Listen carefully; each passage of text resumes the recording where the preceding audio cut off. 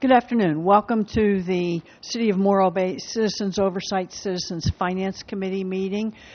Today is Tuesday, December 15th, 3:33 p.m. We will now begin the meeting. Establish a quorum, all present except for Marlis McPherson, and accounted for. Members of the audience wishing to address the committee on any business matters on the agenda may do so at this time. Seeing none, I'll close public comment. First item on the agenda, item A1, consent calendar, approval of minutes for the November 4th regular Citizens Oversight Committee meeting, parentheses, acting as a Citizens Finance Advisory Committee. And any discussion or approval of the minutes? I had a comment, Susan. On the very last item regarding the committee voted against moving forward with securing a loan for repairing streets until the completion of the pavement management plan. Other alternatives for financing have been explored and the long-term strategy is realized. I would recommend we change that. I don't think we meant long-term strategy is realized. I think we meant the long-term strategy is developed and communicated. I think that it was more along the lines of the fact that if you're going to move forward with a program, you should have some kind of option B. I think the initial proposal was to move forward, do some street work, get everyone interested in that, and then with the hopes of passing a bond measure at some later time. I guess my question is, if you've got a plan that is going to put you in debt for 20 years and only do 10 to 40% of the work, and then if the bond measure is not passed, what is the plan B? So it's a long-term strategy, but I think also what's the other option if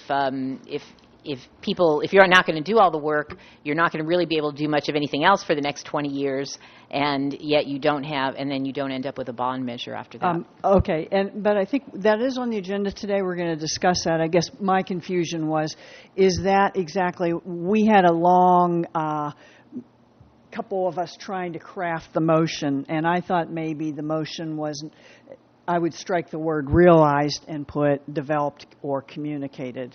I can go back to the minutes and see, or to the tape and see exactly what we said and try to get a little bit better language and there. If I'm wrong, then leave it as is. Otherwise, I'm okay with that if everybody's okay with that, just clarifying it. I think it's important.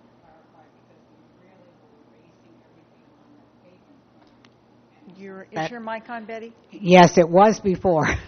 I think it's important to have that clarified because that pavement plan was really crucial to whatever strategy we decided on. So I don't know if that kind of impression is in there, that pavement plan had to be ready. Okay. I just want to make sure it accurately reflects what we discussed.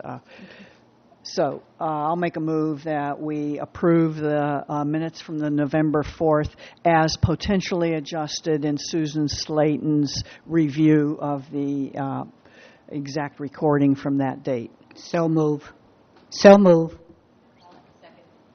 Sorry. Second. All in favor? Aye. Aye. Aye. None opposed? Thank you. So moved. Item B1, new business, review of the fiscal year 2014-15 unaudited transactions from the collection of the general purpose local sales tax, the half-cent sales tax, commonly known as Measure Q. And thank you, Susan. I know a couple of us had several questions, which you answered very well. So I'll open it up for discussion on anybody's review, anybody that would like to start, anything they noticed, their review. We'll discuss it before we actually approve it. We may still have some clarifying questions and comments. Yeah, I do, and I apologize. I probably could have sent these out earlier, but I have a general question about Measure Q and the uses to which the funds are put. I know, it's my understanding that when Measure Q was approved, it was approved, although it goes into the general fund, it was approved with the idea that this could be used for street maintenance and street repairs. And so I'm in terms of the decision-making on how some of those funds have been diverted to other purposes. I wonder, Susan, if you might be able to fill us in on maybe a little, without taking too much time, but a little bit of history as to how those decisions were made and how those purposes were decided to be funded from this revenue stream. Sure.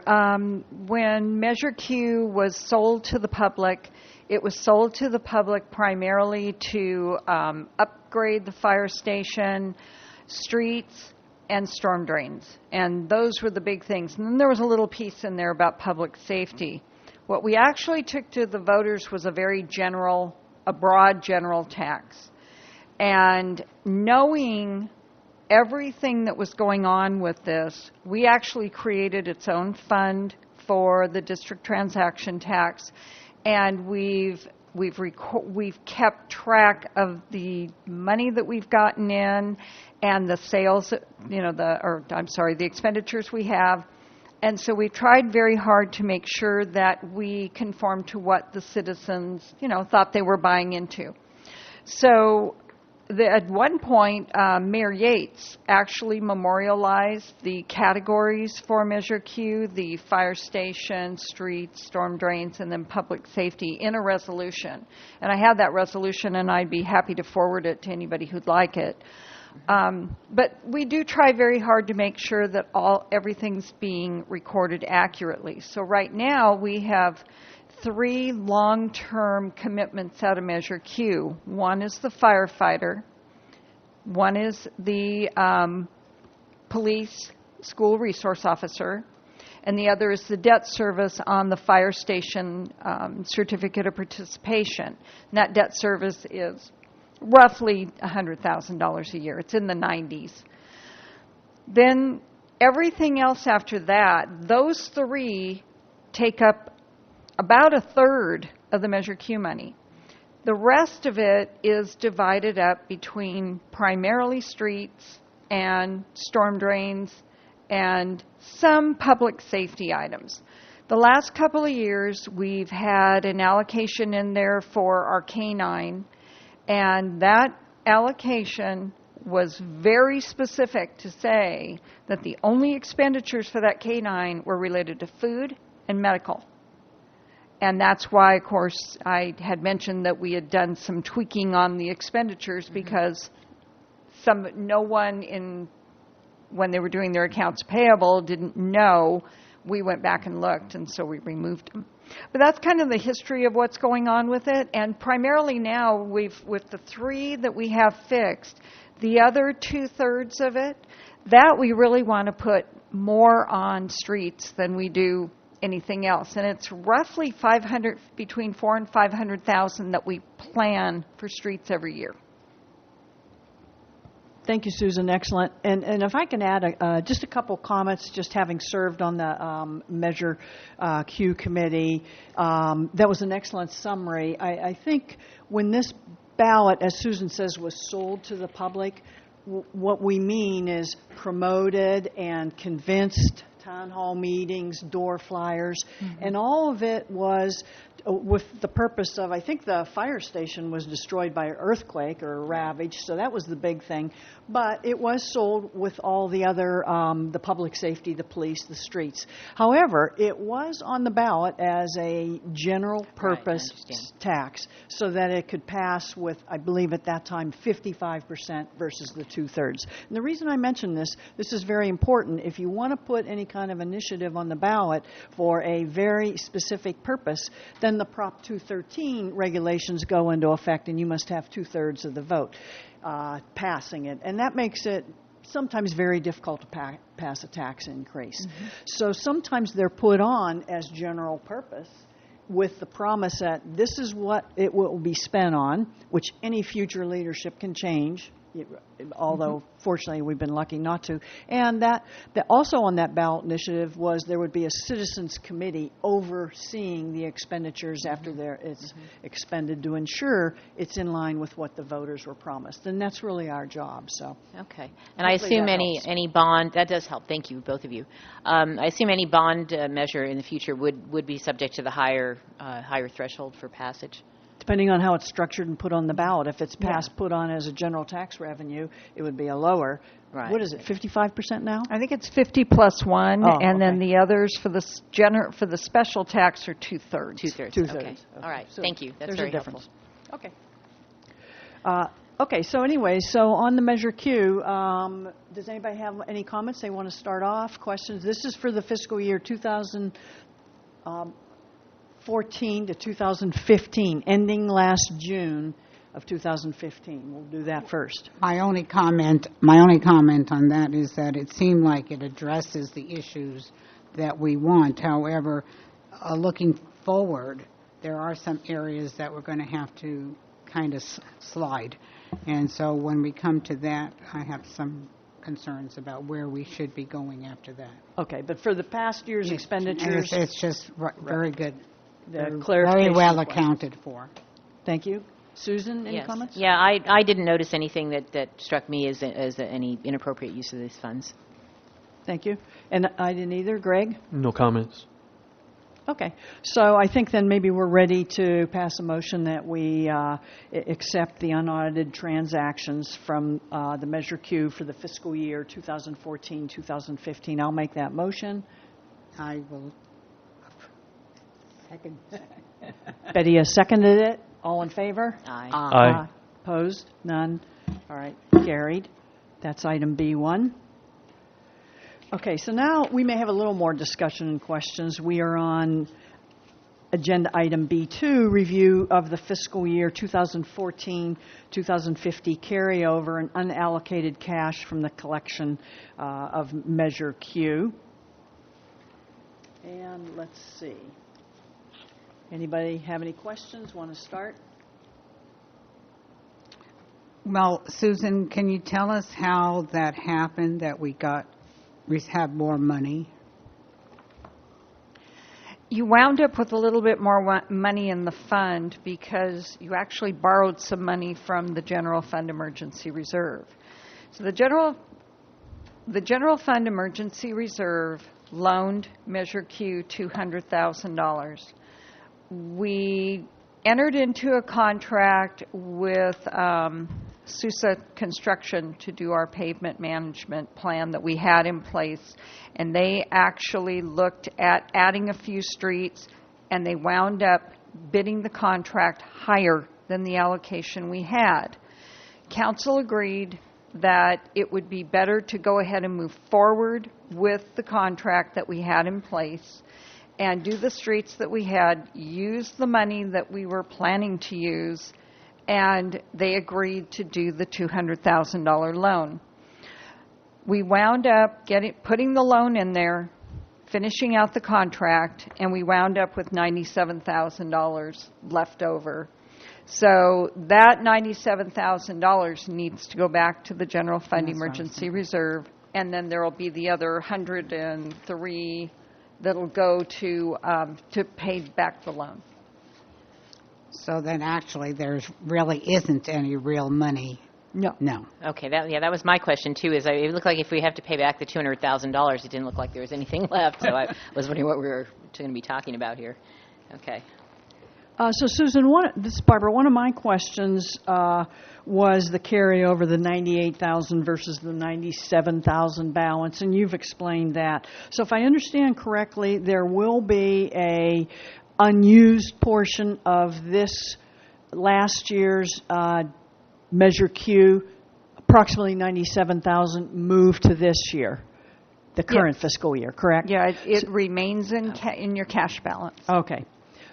And for budgeting purposes, technically that means you could take the $923,000 or whatever the estimate is for this year's Measure Q, add another $97,000 to it, and you'd probably be pretty safe budgeting most of that out because that's what you're going to have if you wanted to run the fund down to zero at the beginning of the next fiscal year, correct? Right. Okay, so is that clear to everybody? Yes, thank you. Okay. Let's see. Any other questions on the carryover report and the unallocated cash? It's just basically surplus, hasn't been spent, wasn't spent last year, goes to this year. The reason I mention those things is I think it's important that people understand that when you have an excess carryover, you won't have that every single year. So that's what we think we want the public to understand. So, okay, are we ready to someone want to make a motion on item B2? Is the motion, I'm not sure this is the appropriate motion, but I would make a motion to carry that amount over to the current year. Is that? We accept that carryover to accept that amount. carryover Yeah. to the current year. Right. I'll second that. Thank you. All in favor? Aye. Aye. Okay. Opposed? None. Motion carried. Item 3, review of the transactions for Measure Q for the current fiscal year, which would be July 1, 2015, through, I think you had November 30th on the report, Susan. So let's take a look at that and see if we have any questions or comments.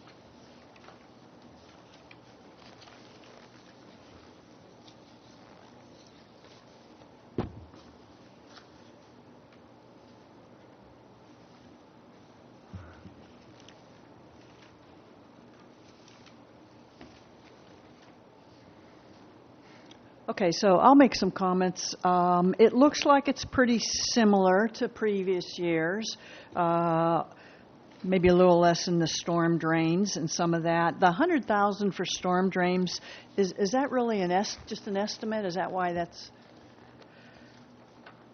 adopted budget, $100,000? Existing storm drain system is failing or inadequate to provide sufficient drainage of city streets, resulting in excessive payment failure. It doesn't look like, I'm looking at my budget performance report, and I don't have any budget at all in storm drains.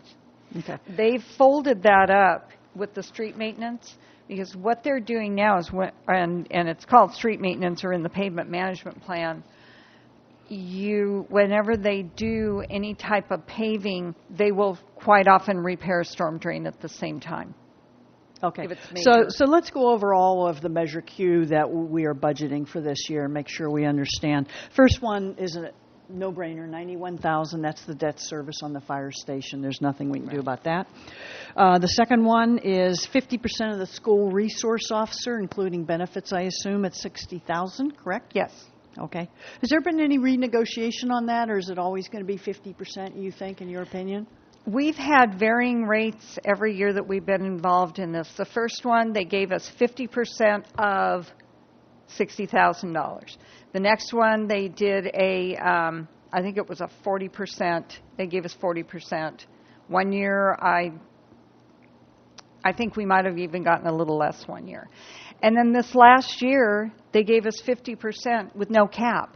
So it's just 50% of whatever we spend, which I thought was kind of interesting that they didn't put a dollar amount on 50% of, but they didn't. Is there, now this resource officer, is that someone, an officer that is just available to the school, or is it on site, or He's assigned to the school Assigned full to the time. school. Yes, Okay. she's on site. Okay, is there some reason that the officer isn't covered by the school budget? Well, I think it's in years past, it's been determined, a lot of school districts do this, that they want a full-time police officer on the school for public relations as well as safety, and they can't afford it. And the feeling from the community has been it's a good PR, it's good communication, reduces gang violence, in some of your larger cities and other things. And the schools, when I did some research on it a couple years ago, it looked like most communities were funding it, maybe 50%, pretty much was the most. That's something you could always go, this goes into the whole Measure Q, what are you going to do with this money? You could say, hey, we don't see the need in our community to do that. We think it's a nice to have. We're not going to fund it. School district had a bond passed. They have increased revenues. Maybe they funded 100%, and we divert the money to streets or somewhere else. These are all decisions. But in the past, it was at one point 25%. Then it went to 2/3, and some of us, myself included, questioned it, and now it's back to 50%. So, Do we know the kinds of things that the officer does when she's on site? I know Measure Q members in the past and chair visited the school, Morro Bay High School is what we're talking about, and visited the principal and got some ideas. I think it's pretty standard. I think there's always a real question when you eliminate something like that, or when it's there, you don't see the benefit because things aren't happening, And when you eliminate it, so. But my question is on the 50%. So the 50%, you said it wasn't of what? So who pays his other 50% of whatever?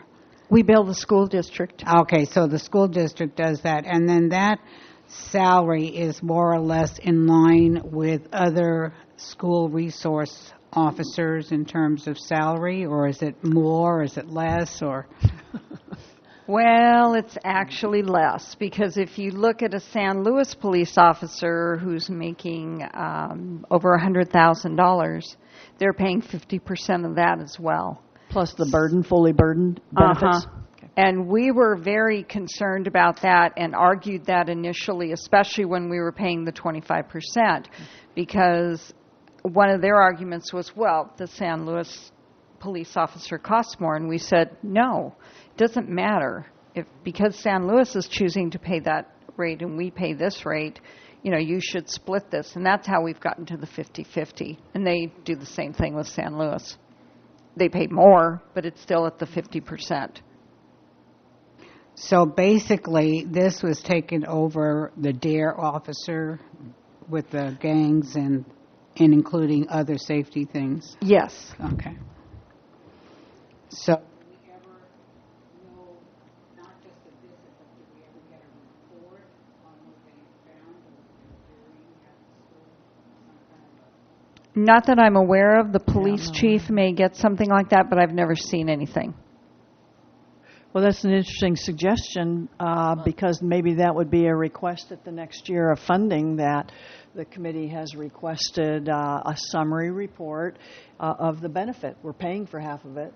Well, I guess that was sort of where I was going with the question, is what kinds of things does this officer do? Is there, I mean, I'm not saying there's no benefit. I'm sure there is to the community in general, but it would be good to know, so if we're using our resources for that funding versus other law enforcement kinds of things we could be doing with it, is that a cost-effective thing to do? So one of the things you need to know is what does that officer spend her time doing when she's there? So, is she teaching classes? Is she, is she responsible for is it campus security? Is it gang related? Is it crime, theft thing? I don't know. I mean, I think the fact that we don't know, I think, is just really the question. So in return for getting the 50% funding, maybe we could find out what that person does.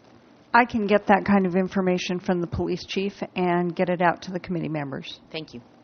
Yeah, I think that's a wonderful suggestion, Susan. Again, we're not looking to overly burden them, but I think asking once a year for somebody that's getting $60,000 in funding is a reasonable request. And then that's something that goes on the Morro Bay, on our city website, as this is, a benefit Measure Q is currently providing, and how you and the community are benefiting from this. That was exactly what I was thinking, is because every time we have something like this that's really visible, we should put a little star over it and say, this is visible, it's your child, it's our community, we're supporting it.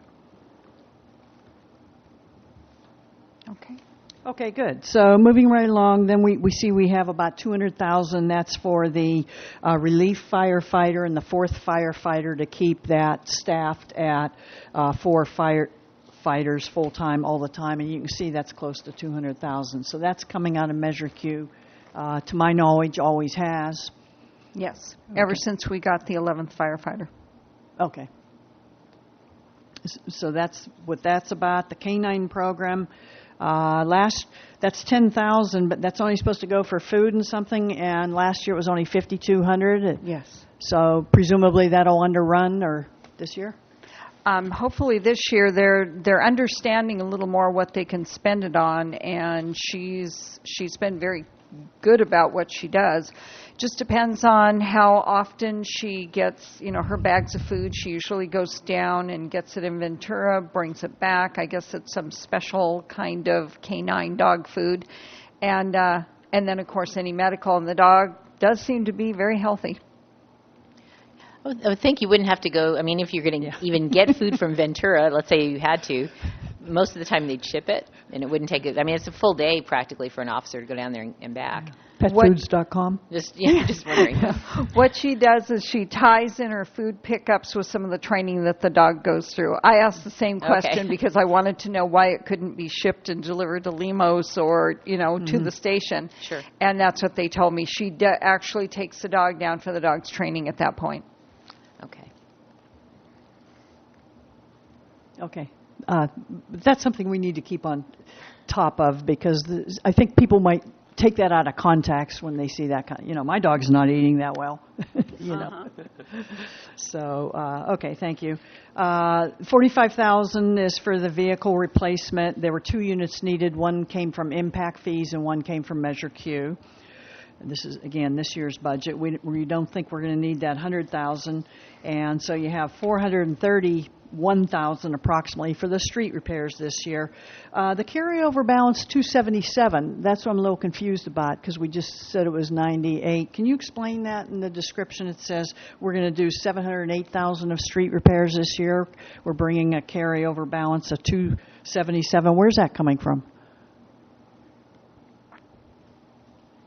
Well, I'm looking at the street maintenance where we've got $446,500 that we're budgeting, and so I'm not sure where we also have an interfund transfer. That's the 200,000, and then the 99 or 92,000 that's part of the firefighter. Okay, so I'm looking at the 2-page City of Morro-based schedule of adopted Measure Q expenditures for the 2014 to 15 fiscal year that I believe came out somewhere with this material, unless it was an earlier adoption of the Measure Q budget. So you're looking at what we had in the website and also what's in the budget itself. Okay. Right. Okay, so it's not going to be 708,000 for streets this year. No. Okay. No. And it's not going to be 100,000 for storm drain. No. I Okay. think what you're looking at is 2014-15. Oh, Not you're right. I'm 15-16. sorry. I am. Okay, I good. am. I feel better. Oh, okay. Well, wait. Do we have 2015? Did we get? The budget is online. I didn't provide that okay. document to you. That's probably why. Okay. I've got the performance report if that's what you're looking for. Yeah, okay. That's where it's going to be. All right. So we still have we have a good summary here. You're right. It's on the budget performance report. Okay. I'm so used to so many years past looking at this because it explains it and gives a lot more detail for these questions we're asking, but that's fine. So I think we have a pretty good handle. Does anybody have any questions on the expenditures this year? Okay. So I believe we need a motion also to approve what the expenditures we're seeing on the budget performance report to date for Measure Q for this fiscal year, correct? Yes, just accept the report as presented. All right. I'll make a move. We accept the report as presented. No, second. All in favor? Aye. Opposed? All right. So passed. Thank you. Okay. All right. Item B4, discussion of presentation of committee recommendations to City Council. And Okay. I do have something if I may interject on that one. The date of the meeting has been moved. As of today, I learned that it was going to the first meeting in February. Instead of the fourth Tuesday of January, correct? Yes. Okay. So that would be the second week in February, probably. Okay, then you have a turnover on your committee at that point. Then that means one of the departing members won't be presenting. So that should be Unless they want. looks like the That would be looks like odd. the 9th. Yeah, a little awkward. You're right. In the past, we've presented, sometimes we write a memo to the city council members and then read it which wasn't necessarily my preference. So the last couple years when I was selected to present, I did a PowerPoint summary of the memo. And basically, the memo has been 2 pages. Here's what it was spent in fire department over the year. We recommend this, that, or the other thing. Usually, some years we had some recommendations. In fact, some of the recommendations were we weren't spending enough in the streets. We had budgeted because they couldn't get it done, so we wanted to kind of more aggressively push that, getting the work done. But basically, or renegotiate from 67% the school resource officer, or show a little more visibility in the credit card transactions, that kind of thing. So it's very high-level general recommendations, 3-page PowerPoints. I'm open to suggestions, and I guess before we discuss it, Susan, new council, any preference for how this is presented or what they want to see? I think the PowerPoints would be great. You'll be presenting at the same time as the mid-year budget. Okay. And you'll actually be called up to come and do what you're going to do. So you won't be constrained by the public comment timelines that you've had before, which is good. It'll give you that little extra time to do it. And a PowerPoint would be wonderful. All right, in the same format as the previous couple of years where we had the 4 categories, what was spent, recommendation. I mean, it was very high level, but... It was very good. They were very happy with it. Oh, they were happy with that? Okay.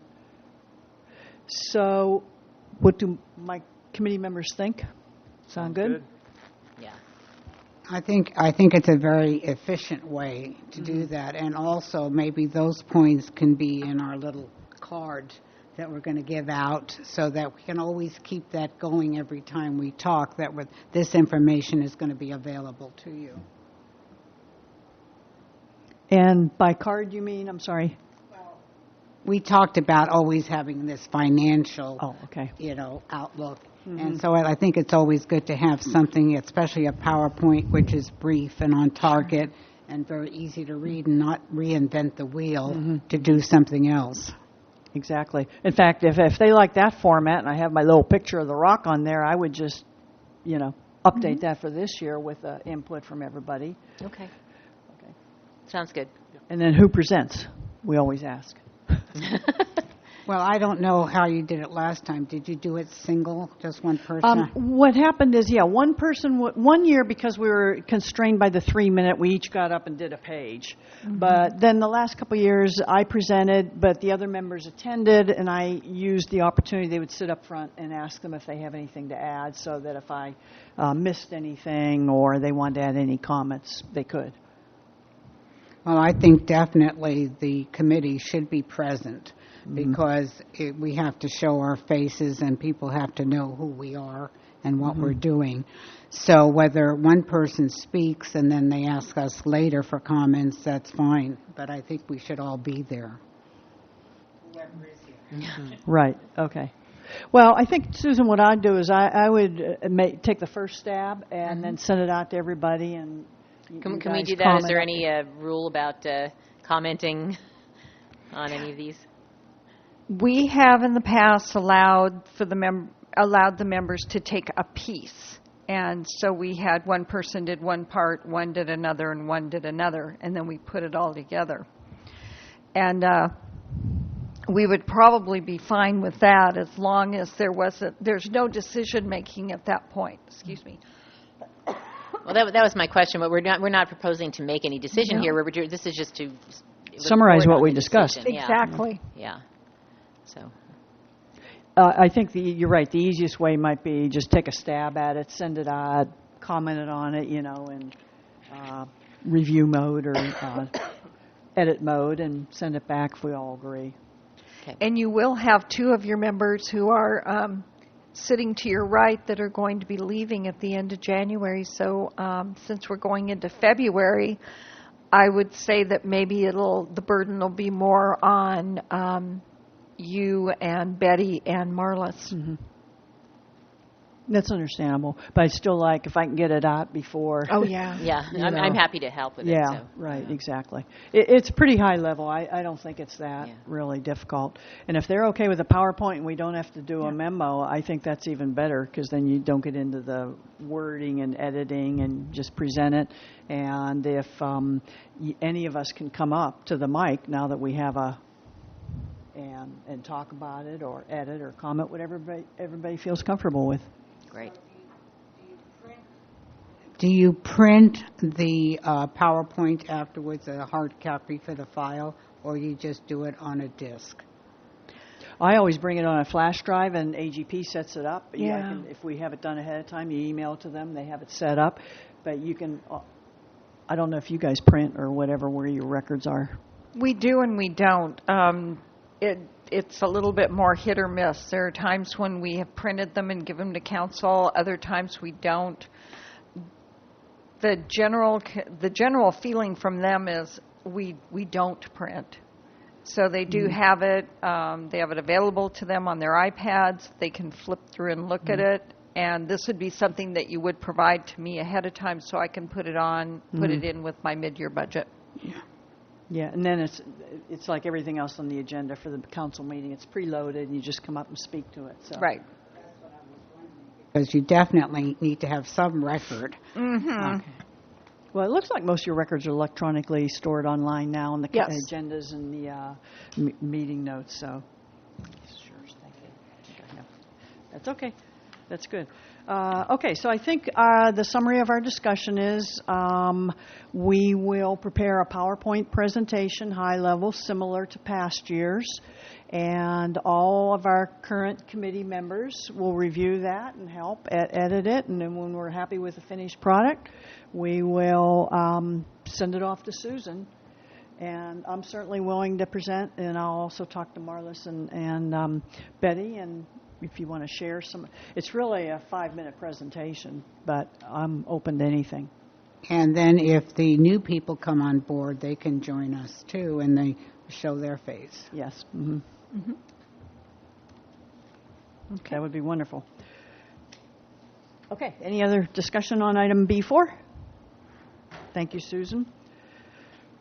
And before we move to B5, Susan, I had one other thing to mention. We did have a subcommittee that met. Last meeting we discussed on the budget template, and we had a subcommittee that had some discussion, and I know we have a report. Unfortunately, Marlis is ill and can't be here today, so I'd like to put that agenda on the January meeting. So I just wanted to mention that and get it in the record if that's acceptable.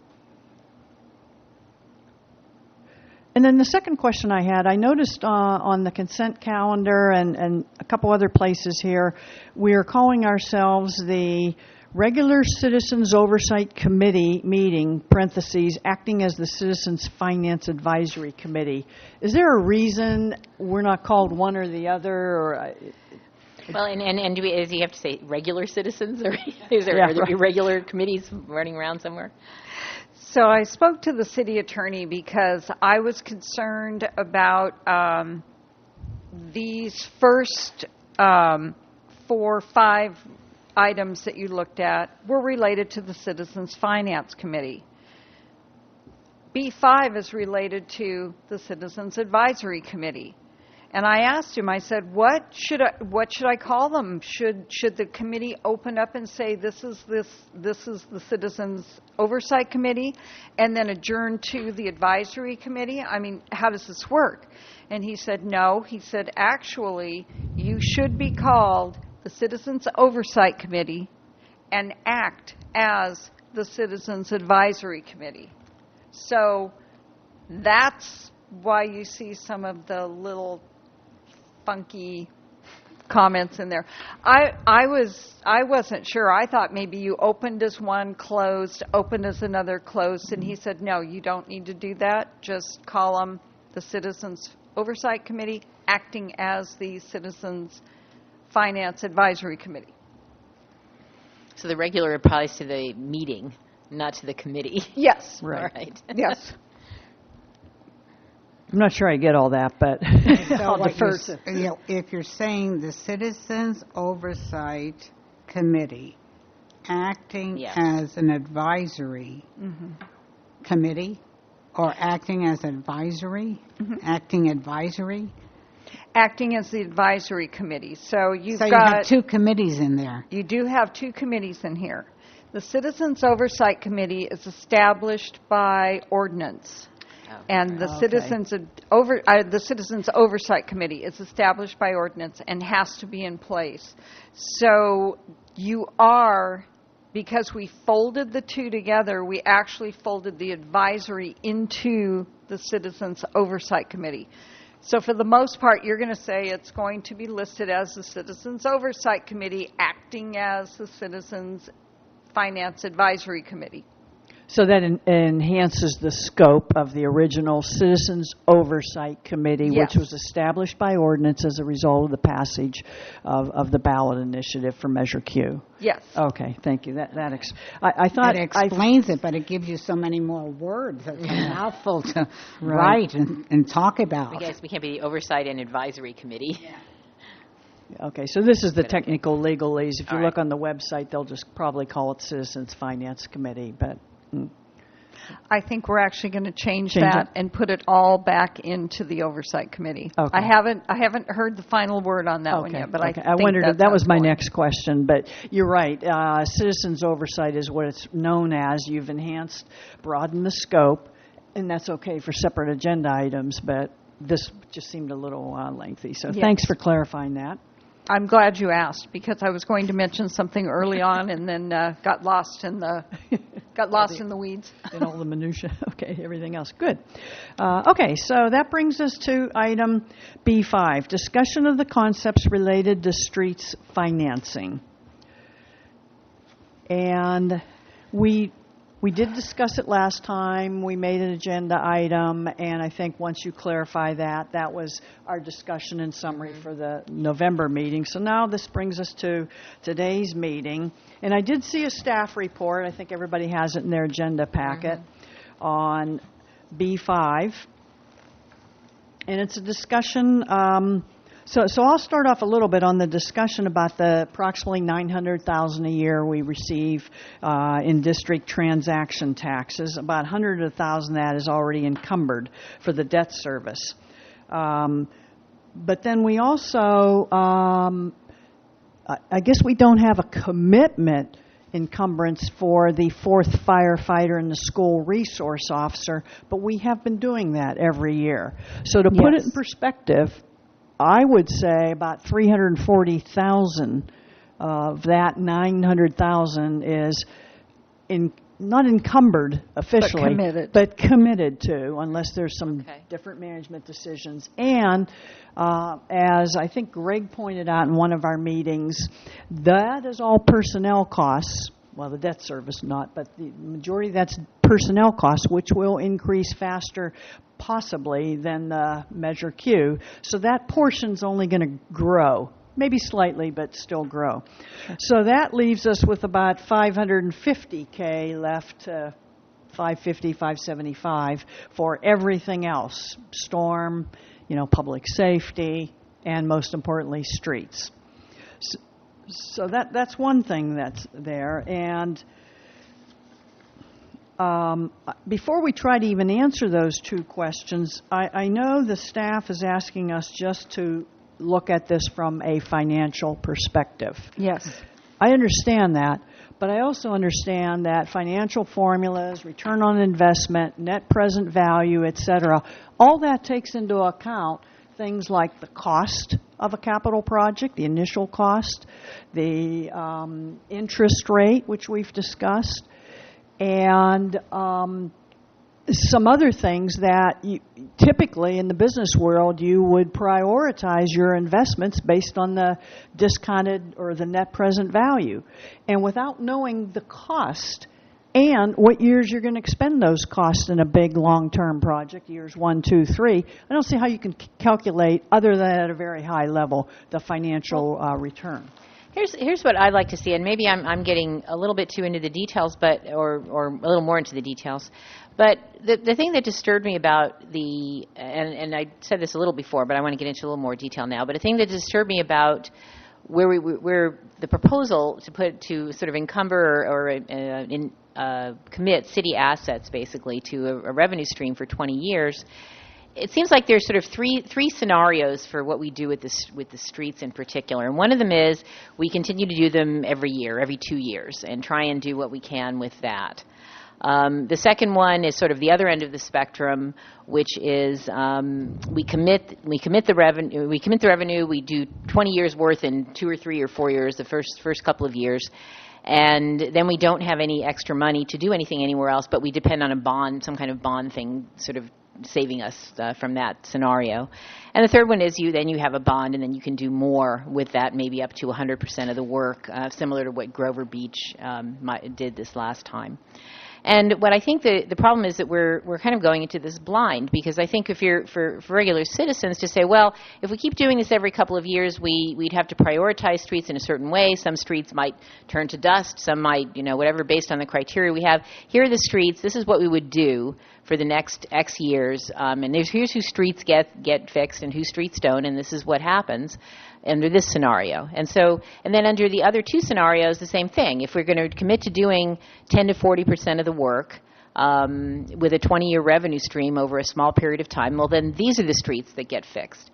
And then if we're going to keep going, if we're going to do the whole thing, well, then maybe everyone's streets get fixed, or 80% of it, or whatever it is when you're going to go that direction. And so when we start thinking about a long-term plan and which direction we go, I feel like there's a little more disclosure, knowledge that people really need to have to know that, well, if we go this way, but then we don't get a bond, your street will never be fixed. Or your street will be fixed, and then that gives them motivation to go for a bond or something. I just feel like and maybe this goes to maybe the pavement management plan update, in that we really don't have any information on what gets done under which scenario and how that would be done. So I feel like we're not really qualified to give a recommendation under those circumstances. Okay, so we're getting off track again, and we've kept getting off track on this, and that's why the report was written the way it was. It's very specific, asking you to answer the two questions as they're presented. Whether we have a pavement management plan in place, whether we have whose streets get what, that's not something that we're here to decide.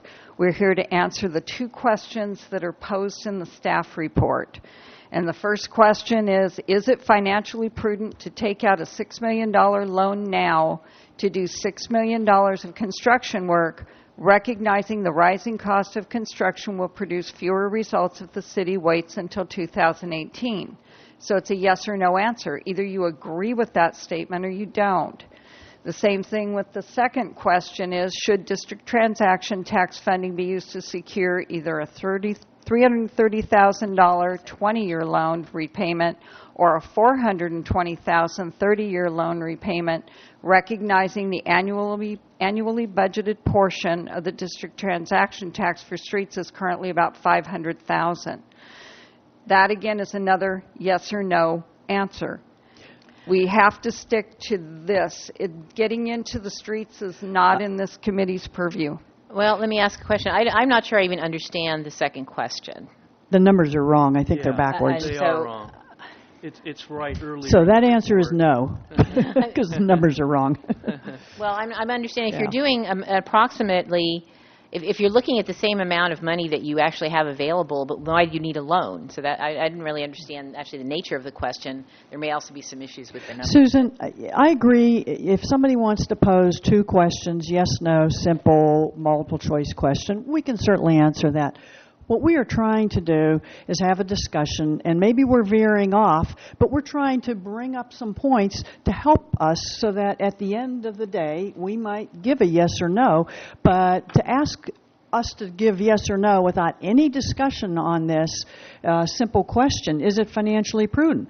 Well, I might have a question as, what's financially prudent? In my corporate finance world, financially prudent means running some financial analysis and coming up with some calculations.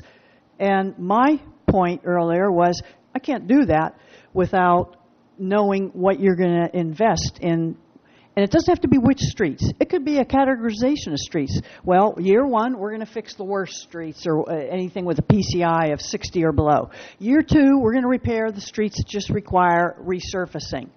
So, yes, we don't necessarily, in my opinion, need to know exactly what streets, but we know we need to know the categorization so we can figure out what the finance cost.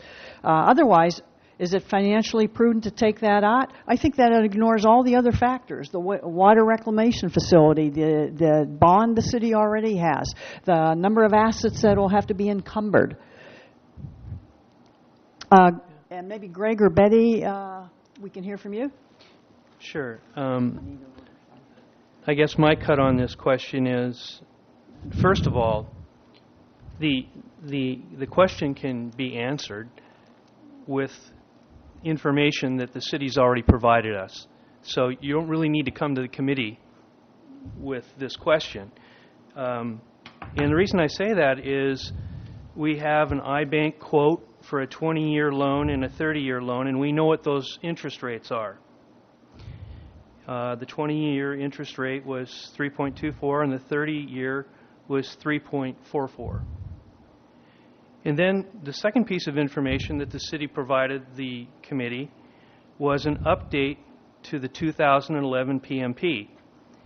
And that was called the 2015 Citywide Street Repair Estimate. And it was a spreadsheet. Now there's a cost estimate worksheet within that spreadsheet that indicates that the Public Works anticipates an annual 3.5% inflation rate, and projects that the project costs will rise in accordance with that estimated inflation rate. So if you look at your interest fees, your financing costs, and what the city believes its increasing project costs are, what I would say is that you've already got your answer there, that the cost of delaying the work and avoiding the financing costs is equal to immediately incurring financing costs and avoiding inflationary costs of the project. It's a wash. There's no input expertise that's required to answer that question. Now, from my standpoint, I think there's two critical assumptions that are inherent in the city-provided information. The first assumption is that the amount of work does not change if you delay the project. So that's a very crucial assumption. The second is that the increased project costs are solely based on an inflationary factor.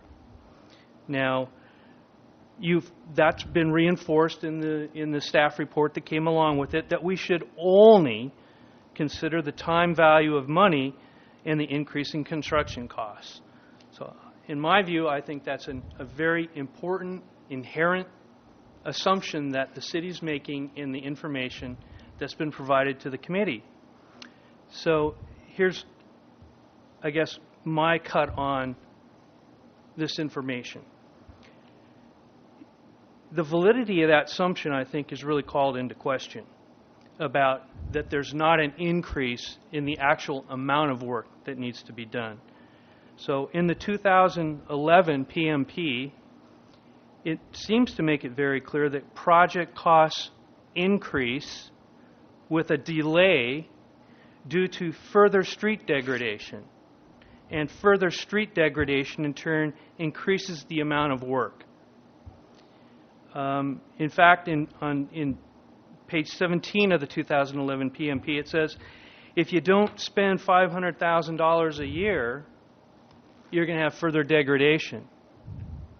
However, in a 2015, June 18th, 2015 staff report entitled Discussion and Direction of Street Repair Funding Options, on page 5 there's a summary that basically says you have to spend $1.5 million just to keep streets at their current condition, or they'll degrade. So I think just even in the staff reports, you're contradicting the information in terms of the projected cost increase. I mean, is the city planning on spending $1.5 million per year to keep it at its current status without degradation? Because if it's not, then there's further degradation, which means the increase the cost or the amount of work because there's further degradation. Also, the 2000 PMP or 2011 PMP provides an important metric to us. It says if a street has not reached 75% of its useful life, $1 of maintenance on that turns into $6 to $14 of rehabilitation after that point. One question I would have is, if we delay, how many streets cross that boundary? So once again, if you cross that boundary, you're increasing the amount of work, not just an inflationary factor on an assumed constant amount of work. Another relevant question is, the PMP talks about various rehabilitation and maintenance unit costs for light maintenance, which is known as microsurface, heavy maintenance, known as cape seal, a thin overlay, a thick overlay, and reconstruction. So my question would be, if you delay work until 2018, what streets might go from a light maintenance to heavy maintenance, or might go from a thin overlay to a thick overlay? These unit costs which have been described are not just inflationary factors applied. They reflect increases in the amount of work that need to be done. So I guess in summary, I would just say, I believe that you've answered the question with the information you provided to us. And however, I would question the assumptions that are built into that information.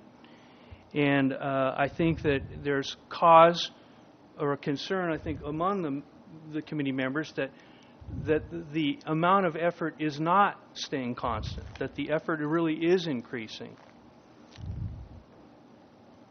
So, In the 21 years that I've lived here in Morro Bay, we've been talking about streets. Always talking about streets. Anytime we had the storm in 1994 and we had damage. Betty, I think Yeah, you look like, yeah. Mike, please. Here I was saying how well I could speak before. Anyway, 21 years I've lived here, and we've always been talking about streets, always. And not much has ever been done. And now when the time comes that they're really pushing for it, we have all these complication things where we could have had a plan that we've done this started 21 years ago. So that didn't happen. And now what's going to happen now, we have so many other things facing us that are we going to be in debt as a city as we move along? And how much debt can we carry? Because we can't always have sales tax. We can't always do bonds. I mean, many of us paid our property tax. We already know how much that has raised.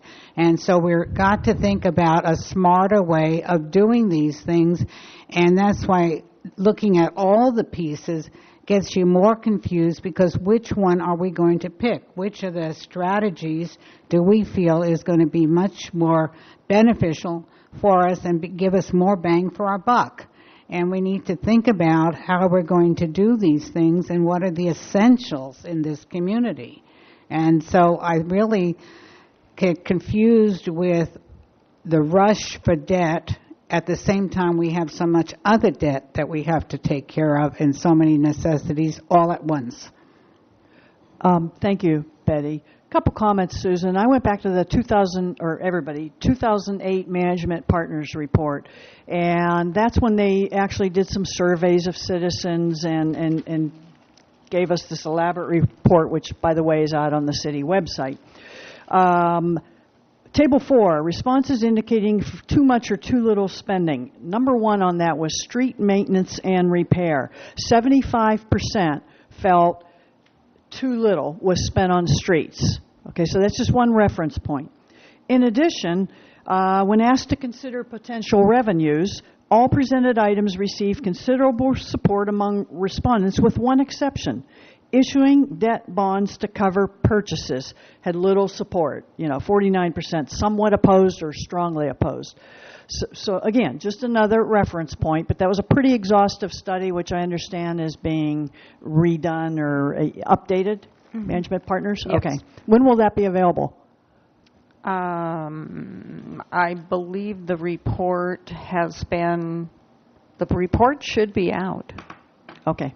It should be on the I didn't see it website. on the website. Okay, I'll go check. But anyways, so it begs the question that if this is the number one priority for citizens and we're spending too little, why are we not dedicating some of the general fund to that? I know we are to some street maintenance, but perhaps we could come up with some kind of a plan that not just Measure Q, but also to jumpstart this, but also some of maybe $1 million, maybe $500,000 out of the general fund. We would have to make some tough decisions, but if this is one of the highest priorities of your citizens, then maybe this is something we ought to be looking at, as opposed to taking out a 20 or 30-year loan to fix a fourth of the streets. Maybe in combination with a loan. And as a citizen's advisory, from a citizen's perspective, I've talked to several citizens, and I'm sure some of my other members have, and I can't seem to get feedback from anybody that it's a good idea, a prudent idea, to borrow this much money for 20 or 30 years, which means you'll never have any Measure Q for anything else, and only fix a fourth of the streets. And also in that Management Partners report was a recommendation about issuing a parcel tax or to fund it that way. So in other words, if the streets have gotten this bad that we've been talking about for 20 years and we're just fixing some potholes, it's time to get serious. It's time to perhaps go and ask, go ahead, Greg, voters, what to do. I think just one thing, we'll be leaving. The two of us will be leaving here, and I think maybe if I could just maybe contribute one conceptual idea that maybe all of us are trying to say here. And it is that finance and financing are not equivalent terms. Financing is one part of finance. A financial analysis involves, among other facts, the timing of cash inflows and cash outflows. And financing proceeds, loan proceeds, are one form of a cash flow, cash inflow. Cash outflows involve the timing of project expenditures. With the possible delay of the initiation of this project, the duration of the project, you've got to have a schedule or you can develop schedule alternatives that define project cash outflows. Standard financial analysis techniques such as net present value, internal rate of returns, they all form the foundation for fact-based decision making that considers cash inflow and cash outflow. And you can't treat cash inflow, you can't treat a financing decision as a separate and independent entity from the cash outflows that are associated with that financing. So it's not to imply that this committee needs to develop that schedule. I think we're trying to say somebody needs to make that schedule. And then based upon that schedule, we can apply metrics and other information that the public works people know. Here is how much cost will increase because either an inflationary factor or because the cost increases because it gets delayed. It's then when you can look at those cash outflows because of taking those factors into consideration and then do a net present value or discount those back to the present value that you can actually say, here's the true financial cost of alternative A as opposed to alternative B as opposed to alternative C, and here's the timing of the benefits with alternative A, B, and C. So I think in general we're all struggling when you're talking about, what streets are done, et cetera, et cetera. I think it really is ultimately getting at the point that a true financial analysis needs to consider cash outflows as well as cash inflows in a discounted way over time, and that's really the only way you get a financial answer. You can't just get a financial answer by considering either a cash inflow or a cash outflow. And to that, I'm going to add, Greg, is that we just can't take one thing out of context, because in the management plan they were talking about how the operations impact the strategies, how the essential things with the water impact our community and going ahead. So we have to look at how it all goes together. So if Measure Q is having a portion where the operation is going to be increasing, then you have the problem, will you always have that extra money? So we don't know if it's always going to be available and at what amount. So if you're having a loan, you have a set amount to pay.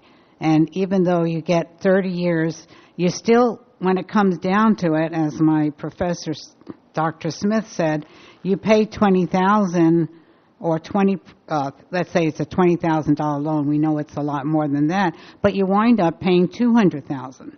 So, and if you're going to stretch it out for 30 years, so that loan then comes to $600,000 in addition to everything else.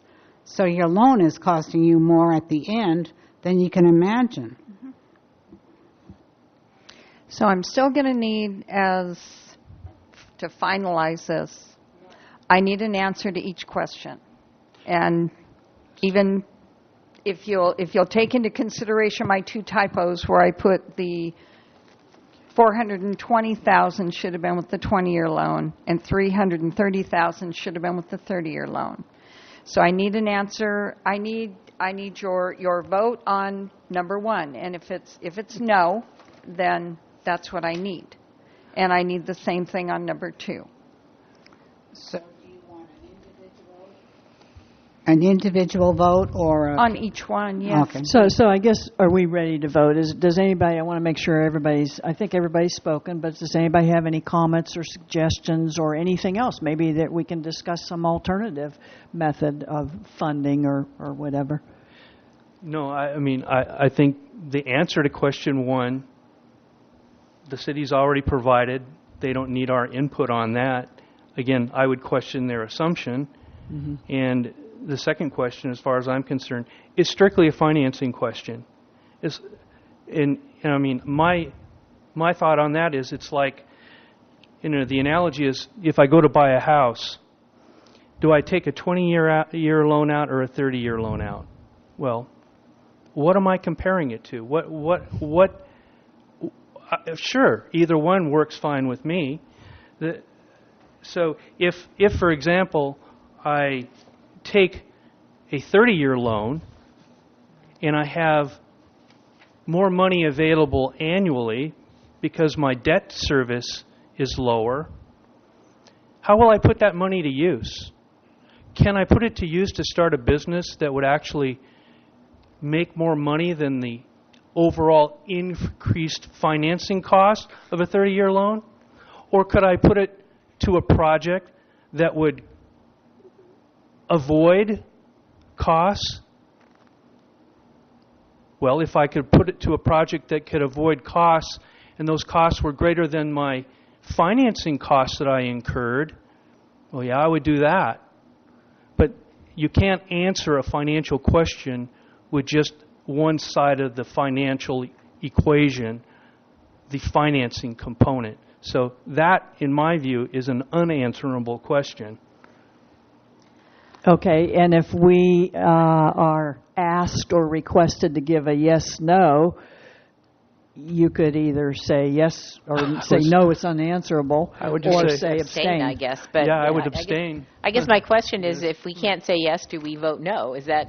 Well, that's. Well, yes or no is question two is, do you go for 20 or 30? And I say, it depends. Well, I read that second one as. No, I do read you- it different. I read the second one as, oh, do you it's do really- this or that? If you don't do either, the answer is no, I think. Yeah, I guess, so, yeah. That's what I okay. thought. But. So, yeah, the second one is not as straight. Okay, so Yeah, okay, good. are we ready to, I guess, give our votes? That would be the thing. So we do have a quorum here today. Number one, is it financially prudent to take out a $6 million loan now to do $6 million of construction work, recognizing the rising costs of construction will produce fewer results if the city waits until 2018? So just, Greg, you want to start with that one? The city has provided an answer to that Okay. already. And I wouldn't want to, if their assumptions are right, their answer's right. If their assumptions are wrong, their answers are wrong. Okay, so you abstain, Yeah. basically. Thank you. Okay, Susan? I guess can I make a motion? I'm just listening to this discussion. Can I make a motion that the committee not vote yes on? You want to have some more discussion? That the committee, well, I'm not sure that would help at this point, but the committee not recommend that course of action. I guess that means no, but I agree with Greg. I feel like I don't know enough to know the answer, but so I think that I can't recommend to doing it. So is that, I guess my motion is that the committee not recommend number one. I'm confused. Is that a vote or is that a motion? That's a motion. Okay. Does anybody want to second that motion? I'll second that motion. Okay. Now, do we want more discussion? So, Susan, I think what you're saying is, if I understand correctly, we don't have enough information to answer that question. Is that what I think you're you're saying? not. Oh, I'm sorry. Do we don't have enough information to answer yes or no to question number one? Is that correct? Yes, that's how I feel. And also take 2 more years, 2018. Why is that in there? It should be either you're going to do it or not do it with the $6 million. So I could support Susan's, I think in the end, that's really what I'm saying too, is that I don't think sufficient information exists to answer that question. So I don't believe we can recommend that. Okay. So there's a motion on the floor that we cannot answer question number one with the information presented. That motion's been seconded. Does everybody, all in favor, say aye? Aye. Aye. Opposed? I'm going to say no. Okay. But 3 said yes, so that motion. What did you say on the motion? I said no. Oh, you said no. Oh, so we got a tie. I thought you seconded the motion. I second the motion. And then voted no. No. I'm voting the motion that you stated that we cannot. That's what I thought, yeah. So that's another yes. Yeah. Okay. Okay. Okay, so do we have a consensus to not? Not recommend. Not that. the majority believe we should not attempt to answer that question. Okay. And what about question number 2? Well, I am confused about that because it's saying you're going to do a 20 or 30-year loan, so then I'm saying you should take out a loan, and I don't want to take out a loan, 20 or 30 years. So I view that would be a no. The question's saying, should you do a loan A or B? Yeah. If I don't think you should do A or B, either one, then the answer is Well, no. I guess if we've already voted not to recommend the first one, I don't know how we could then vote to recommend the second one, which is how to implement the first one that we're voting not to recommend. Then that would be your next motion, is since we don't do this, we don't think we should do this. Okay, so I'll make a motion. Let me try this. I'll make a motion to recommend neither of the alternatives in number 2. Maybe your motion is to not answer either of the questions. Well, when I say not recommend, I mean basically I'm not saying Okay. I'm saying I'm not recommending it. I'm not saying I will never recommend it if I had more information. But at this time, based on what we know, I'm not recommending it. And I think since we've done one that way, that's how, that's my motion for number 2, that we not recommend doing either of those. But I think that would be a no answer. That's where I'm a little confused. Well, when I say not recommend, it means I Yeah. don't have enough support and information to say yes. So Right. therefore, I'm saying no. Yeah, at this point, she's saying no because she doesn't feel like she's got the information to do it. And so if everyone agrees to that, then you all vote affirmative with Susan that you don't have the that at this information to do it, you're not time, going to do it. The answer is no. Okay. And that's, yes, that is correct. Okay. Okay. Is there a second to that motion? Second. All right. Second. So the motion is that we do not have enough information to answer affirmatively or negatively on question number 2. All in favor of that motion? Aye. Aye. I'm not sure that's what I said, but Okay, you want to okay. What I said for both of them is that we do not Not recommend doing recommend it. Okay, and that's what I meant, that we do not recommend doing it.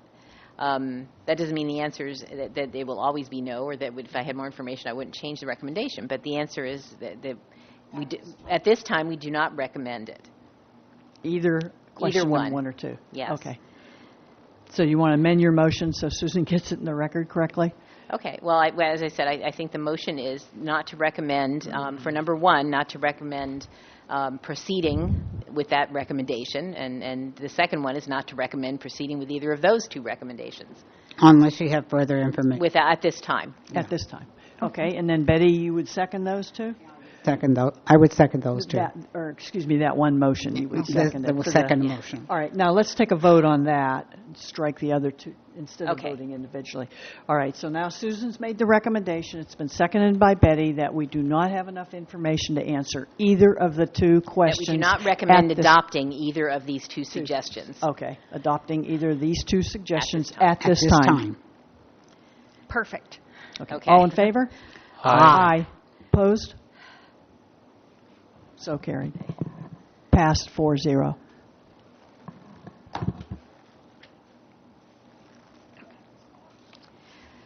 Yes. Okay.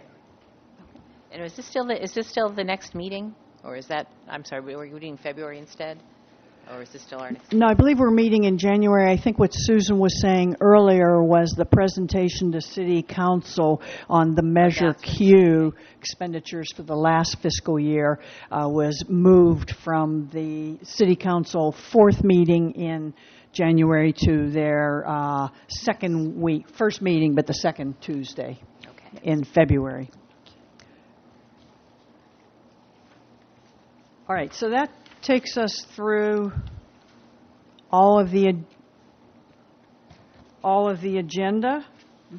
So the next question is scheduling the next meeting. That would be scheduled on January 19th at this location here at 3:30, correct? Yes. Okay, and then the only item I've deferred from last time discussion was the budget template. I thought we might have a little more time to do that, and we could discuss that at the January meeting. And then we may even have some discussion on preparation for or approval of what we'll present to City Council in February. That'll work out fine. Okay, any other comments, anything from the public? Thank you for your attendance and participation. Thank you, members. And we will reconvene next January. Happy holidays to all. Thank you. And if you'll adjourn the meeting with the time. The meeting is now adjourned, 4:50 p.m. Thank you. Thank you.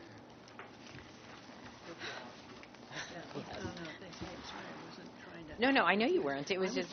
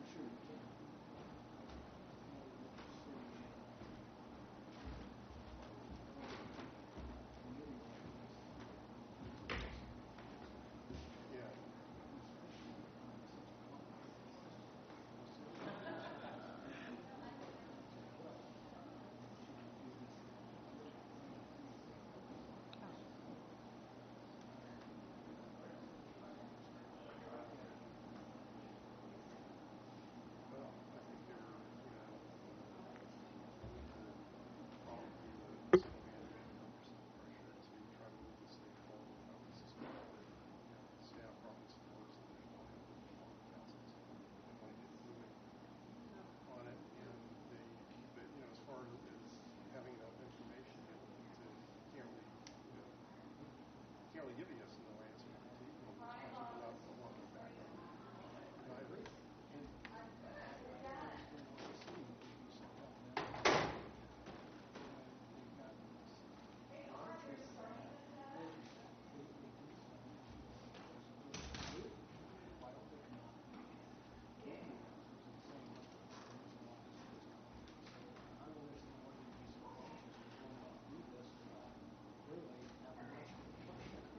Well, I guess the way they're looking at it is there's no point in having a plan if you don't have any money to implement the plan, and there's no really any other source of funding right now.